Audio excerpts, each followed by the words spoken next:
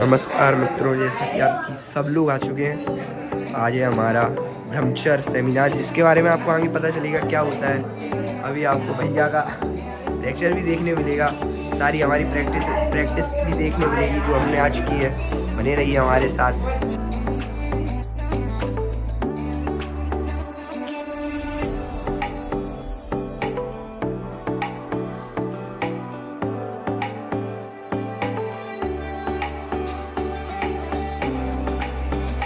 तो निशांत भाई, आज सभी लोग इकट्ठे हुए हैं, तो आज क्या हो रहा है, थोड़ा व्यूअर्स को अगर बताएं। जसपाड़ी संस्थान में ब्रह्मचार्य से रिलेटेड एक सेमिनार होने जा रहा है। वो आज ओनली बॉयज़ के लिए है। उसके आगे की जानकारी आपको आराध भाई देंगे। तो आज भैया हमारे ब्रह्मचार्य कर रहे हैं और उसके में भैया कुछ बताएंगे अभी थोड़ी पल में। बने रहिए हमारे साथ, हम आपको पूरा कवरेज देंगे। जैसा कि अगर हम कहें मर्यादा में रहेंगे, तो ये एक ऐसी बात है जो अधिकतर करते नहीं है टीचर वगैरह। तो एक भैया हमें गाइड कर रहे हैं, तो हमें मदद मिलेगी सबको।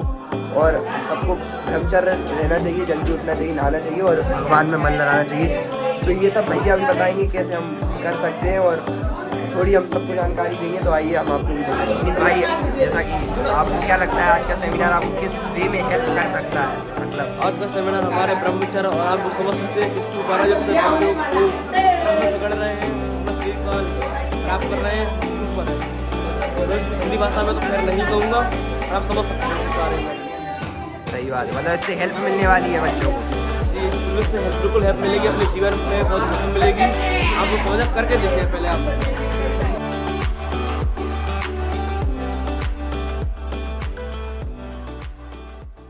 जय हनुमान लला की, हमारे की जय हनुमान लला की, दुष्ट नलन रघुनाथ लला की।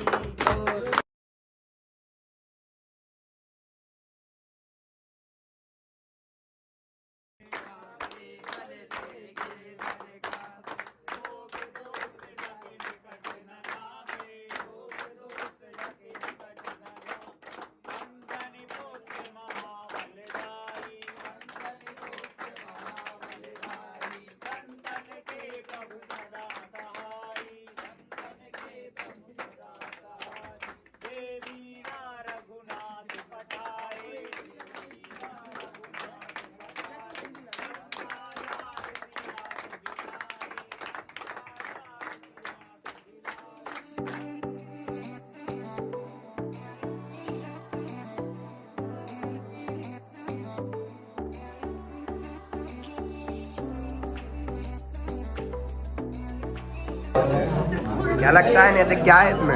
इसमें हनुमान जी की फोटो लगती है मुझे। विनीत भाई, इसमें क्या हो सकता है? ये एक सस्पेंस है आज भी नहीं पता, पर इसमें कोई मूर्ति या कुछ हो सकता है क्योंकि हमारे भैया उनने बिल्कुल मना किया है, उन्होंने कुछ छूने की भी मना किया आज। अच्छा, आज क्या है, आज क्यों सब लोग जुड़े हुए आज हमारा ब्रह्मचर्य का सेमिनार है।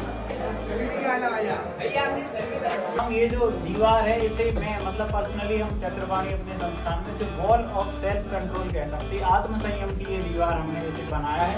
इसमें आप देख सकते हैं, पहले से लोग जानते हैं सोशल मीडिया फर्स्ट के लिए हम स्लिप लगाते हैं। मतलब जो बच्चे अपने मन से सोशल मीडिया को छोड़ते हैं उसके लिए, आप उसी श्रेणी में आगे बढ़ाने के लिए आगे। अब इसमें क्या है, इसकी ओपनिंग हम करेंगे।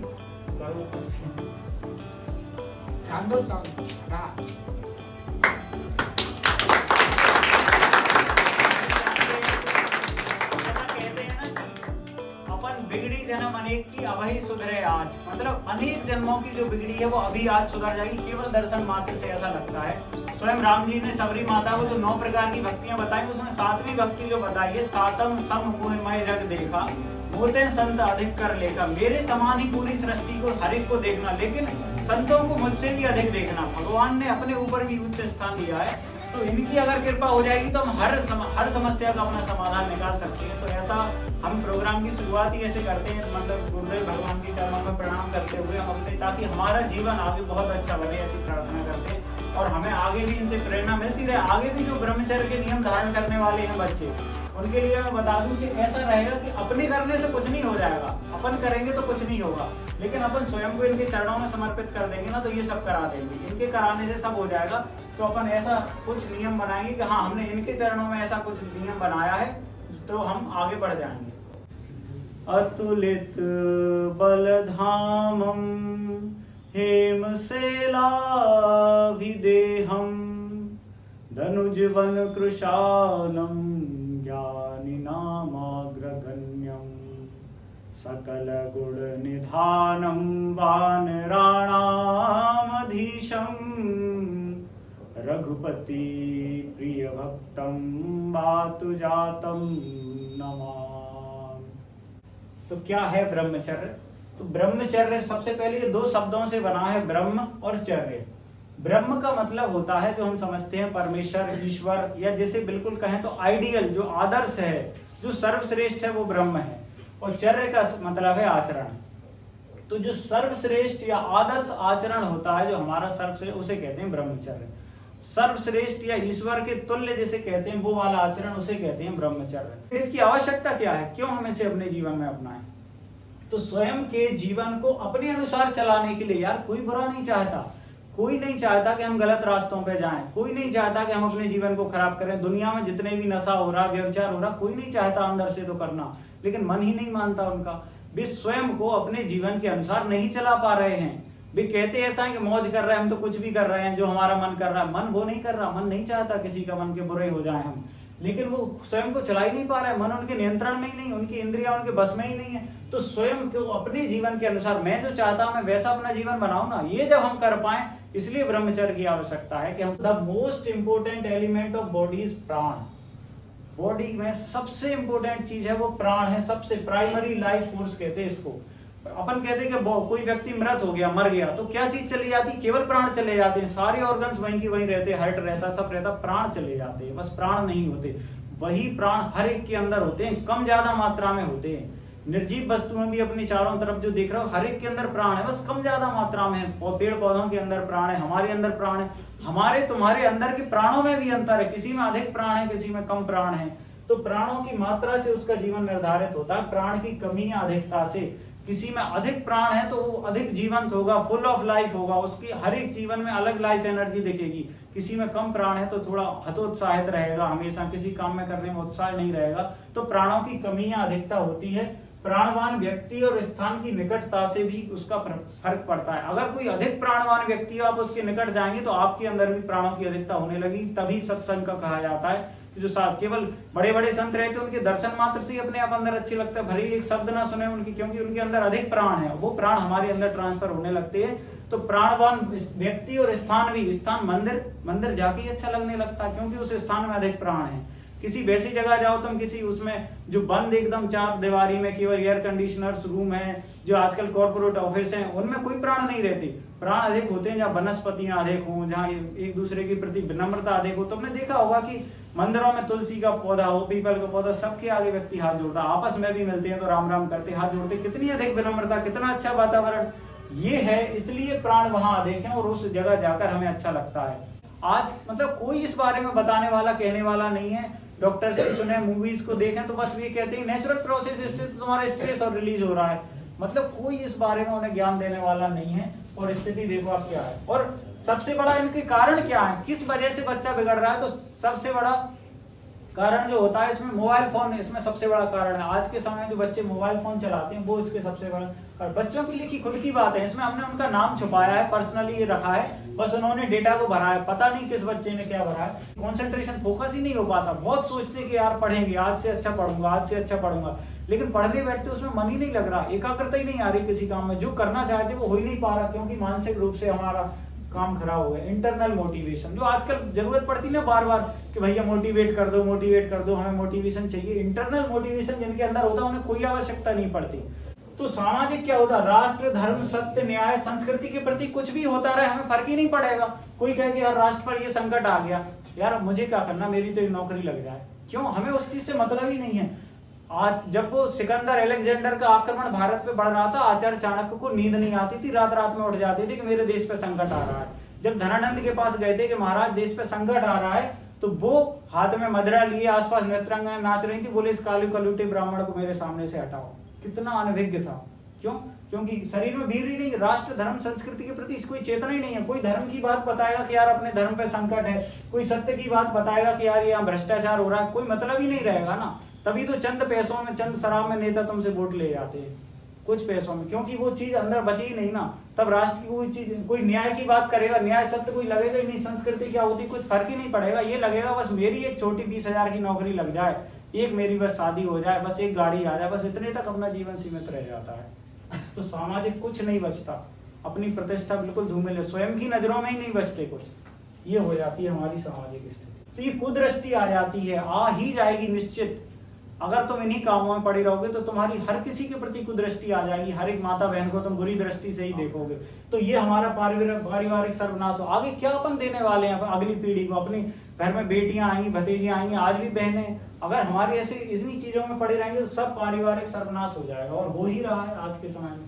आध्यात्म, भगवान का अनुभव ना होना, भगवान का फील ही नहीं आता उसमें। जब माता सबरी के प्रसंग सुनते हैं कि प्रभु को जूठे बेर खिलाए, जब सुनते हैं कि दुर्योधन की मेवा त्याग कर भगवान श्री कृष्ण विदुर जी के यहाँ गए तो विदुरानी ने जो केला तो नीचे फेंक दिया, भगवान को छिलके खिला दिए, तो भगवान छिलके भी प्रेम से खाने लगे। उसमें भाव ही नहीं आएगा मन में कि हाँ वैसे ही खा लिए, छिलके कहाँ से खा लेंगे। कोई प्रेम से अच्छी कथा सुनाएगा तो उसमें भाव ही नहीं आएगा। कैसे हो पाएगा? इतने सबके बाद भी हम ये जान चुके हैं, समझ चुके हैं, सबके मन में निश्चित रूप से संकल्प होगा, अच्छा लगा होगा ऐसा कि यार नहीं, अब तो बदलना है खुद को, स्वयं को चेंज करना। कैसे हो पाएगा? पूरा अपना एक्शन प्लान अपन बात करेंगे, कैसे करेंगे। सबसे पहले रीजंस पे प्रहार करना पड़ेगा, क्यों ये हो पा रहा है, उसका कारण क्या, उन कारणों को हम जाने, उस कारणों पे प्रहार करें, जितनी जोर से हो सके, जितनी शक्ति से हो सके उतनी शक्ति से। पूरी दुनिया फोन चलाती है, मुझे नहीं चलाना तो मैं नहीं चलाऊंगा। ये नहीं कि आजकल तो सब चलाते हैं तो मैं भी चलाऊंगा। मुझे जिस चीज पे नियंत्रण करना उस पर मैं करूंगा। तो रीजंस पे प्रहार हमें करना चाहिए। सबसे पहले वाणी का ब्रह्मचर्य। वाणी का ब्रह्मचर्य सबसे पहले टूटता है। गिव अप एब्यूजिंग, गालियां जो देते हैं उसमें माँ बहन इन शब्दों का उपयोग करते हैं, वो अपने अंदर जा रहा है ना यार। भगवान का नाम लेते, राम राम कृष्ण कृष्ण हरि हरि ये कहते हैं तो अपने अंदर अच्छी वृत्तियां आती है ना, अपने अंदर अच्छा एक लगता है। तो बुरी कहने से यार बुरा नहीं आ रहा होगा क्या मन में? जब बुरी गालियां वालियां दोगे, मजाक में भी नहीं, कई कहते मजाक में तो चलता है यार, मजाक में एक दूसरे को देते रहते हैं हम तो गाली नहीं। वाणी का ब्रह्मचर्य पहले होना चाहिए। वाणी पे अगर बुरे शब्द हो रहे हैं तो वो हमें ब्रह्मचर्य रहने नहीं देंगे, वो हमारे अंदर बुरे विचार ही लाएंगे। तो पहला काम तो ये करना, वाणी का ब्रह्मचर्य। मोबाइल की सफाई, डोंट यूज फोन अलोन, ये सबसे बड़ी बात है। अकेले में कभी फोन का उपयोग नहीं करना, ये बिल्कुल नियम बना लो। यूज पब्लिकली, अगर घर पे फोन चला रहे हो तो 4 लोग घर के बैठे उनके ही सामने फोन चलाएंगे। अकेले हैं तो फोन चलाएंगे नहीं। जैसे कुछ चलाना ही यार मन कर रहा है बहुत चलाना, तो देखो कहाँ कौन बैठा, बस वहीं जाके उन्हीं के बीच में जाके बैठ जाओ। अकेले में फोन का यूज नहीं करना, ये बिल्कुल नियम बना लो। अगर करना भी पड़े घर में अकेले ही, कुछ नहीं तो मैदान में जाके खुले छत पे ऐसी जगह पे चला लिया, लेकिन अकेले में फोन का उपयोग नहीं करना। डोंट बी अलोन, कभी कोशिश करो, अगर ज्यादा वैसी आदतें खराब है तो हमेशा अकेले रहने की तो आदत डालो ही मत, एटलीस्ट विद फोन। फोन के साथ तो अकेले रहो ही मत। अवॉइड कुंडी, कुंडी जो हिंदी की कुंडी है, गेटों में जो कुंडी रहती, कुंडी हटा दो जीवन से। खुले दरवाजे रहना चाहिए जीवन में, मतलब कहाँ भी किसी तुम्हारे कक्ष हो, रूम हो, उसमें कुंडी कभी लगो ही ना हो। फोन में भी ना लगे तो अच्छी बात है। पासवर्ड, कई लोगों के पासवर्ड पता है, सब खुले हैं, लेकिन उसमें भैया का स्नैपचैट का अलग पासवर्ड डला हुआ है, व्हाट्सएप का अलग डला हुआ। तो ये सब कुंडी जीवन से हट जाएगी ना। खुली किताब की तरह जब जीवन हो जाएगा तो बहुत अच्छा हो जाएगा। Physical exercise at least minimum, physical exercise करना चाहिए, उसे जीवन में शुरू करना पड़ेगा। मिनिमम का मतलब क्या है? कम से कम इतना तो करें कि सीढ़ियाँ का उपयोग करने लगे, कोचिंग वगैरह स्कूल जाते पैदल जाने लगे। अगर एक्सरसाइज के लिए टाइम नहीं, कुछ तो शुरुआत करनी चाहिए। बैड कंपनी को अवॉइड करना पड़ेगा। बुरी संगत में रह रहे हो या तो अपने सारे संगत वाले दोस्तों को बदलो। नियम बना लो कि यार भाई जो भी मुंह से गाली निकालेगा चांटा मारेंगे उसमें। ऐसी बैड कंपनी को अवॉइड करना। सबसे बड़ी चीज, मोस्ट इंपोर्टेंट, लक्ष्य निर्धारित करो। जीवन में कोई लक्ष्य ही नहीं है, इसलिए ये सब होता है। लक्ष्य ही नहीं है कि करना क्या है। लक्ष्य निर्धारित करोगे, उसके लिए पीछे पड़े रहोगे। भले छोटे छोटे लक्ष्य बनाओ, भी जिस क्लास में पढ़ते हो उस क्लास में अच्छी % बन जाए। ये सब जब तक लक्ष्य नहीं होगा तब तक ये काम में कोई लक्ष्य नहीं, इसलिए लक्ष्य। और लगता है मन में यार लक्ष्य बनाते भी हैं तो हो ही नहीं पाता फॉलो, वो तभी हो पाएगा। इसी काम को बढ़ाते रहो, ब्रह्मचर्य को बढ़ाते रहो, लक्ष्य के प्रति दृढ़ता अपने आप आती रहेगी मन में। ठीक है, ये बहुत जरूरी है। अब सबसे जरूरी चीज, मन बुद्धि की सफाई। मन बुद्धि की सफाई ट्रिपल एस है इसके लिए, जो कंपलसरी। एस से संध्या वंदन, अभी बहनों वाली वीडियो देखी होगी रक्षाबंधन पे जो बताती, तो तुम्हें भी बता देंगे पर्सनली सबको कि संध्या वंदन कैसे किया जाता है। संध्या वंदन 5 मिनट की प्रोसेस है, ये तो सबको करना ही है कंपलसरी। इसके बिना, मन बुद्धि की सफाई के बिना कुछ नहीं हो पाएगा। संध्या वंदन करना। दूसरा सत्संग। सत्संग के लिए क्या करना? तो फोन वगैरह में रहते अपने प्रेमानंद जी महाराज हैं, कोई भी जिनका भी अच्छा लगता है, भले 5 मिनट सुनो, रोज के 2 शॉर्ट्स देखो, भले आधा घंटे देखो, सत्संग जरूरी है। और तुम कहो तो अपने यहाँ अपने संस्थान में भी अपन साप्ताहिक कुछ शुरू कर देंगे। सप्ताह में ऐसी बातों के लिए बैठेंगे ना तो अपने आप मन में अच्छा रहेगा, क्योंकि बुराइयों ने चारों तरफ से घेर रखा है यार। अच्छाइयाँ तो जब कभी देखने को सुनने को मिलती है। शास्त्र पठन, बुक्स, शास्त्र पठन यानी हमें शास्त्रों को पढ़ना चाहिए। ये जो बातें जिनने मैंने ज्यादातर अभी जो फिलहाल जिन बुक से पढ़ी है, ब्रह्मचर्य नाम की एक बुक है, प्रतीक प्रजापति उसके राइटर हैं। प्रतीक प्रजापति बहुत अच्छे यूट्यूब पे वेडुकेशन नाम से चैनल चलाते हैं, उनकी ये बुक है, उसमें बहुत अच्छी जानकारी दी है। तो और हमें गीता, रामायण, महाभारत जो कुछ उसकी 2 चौपाई 2 श्लोक 5-10 मिनट का समय इसमें लगता है। रोज कोई ना कोई शास्त्र पढ़ना, रोज थोड़ी देर सत्संग करना और संध्या वंदन 5 मिनट की प्रोसेस है। तो ये SSS तो कंपलसरी है, तभी मन बुद्धि की सफाई हो पाएगी। इसके बाद माँ, जीवन में जिन्हें भी अपना आराध्य मानते हो, जिन्हें भी अपना भगवान मानते हो, उनसे रिलेटेड कोई माँ जरूर होती हैं, उनको जीवन में जरूर लाओ। माँ की कृपा के बिना कुछ नहीं होगा। अगर भगवान कृष्ण तुम्हारे आराध्य हैं तो माँ राधा जो है ना, राधा रानी तुम्हारा कल्याण कर सकती हैं। अगर हनुमान जी को अपना मानते हो तो सीता मैया कृपा करें, क्योंकि हनुमान जी पर भी सीता माँ की कृपा है। जो हम कहते हैं अजर अमरता का जो वरदान है, जो चिरंजीवी है, उन्होंने इन्हीं ने तो दिया था। सीता माता ने अशोक वाटिका में वरदान दिया था, अजर अमर गुण निधि से तो हो कि तुम अजर अमर हो जाओ। ऐसा ही माता के वरदान से ही है। तो सीता, अगर राम जी को मानते हो, हनुमान जी को मानते हो तो सीता माँ की कृपा। अगर भोले बाबा महादेव में आपकी आस्था है तो गौरी माता की कृपा। माँ की कृपा के बिना हमारे मन में निर्मलता नहीं आ सकती।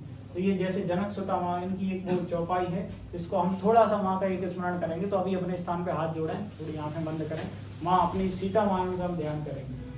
जनक सुता जग जननी जानकी, अतिशय प्रिय करुणा निधान की।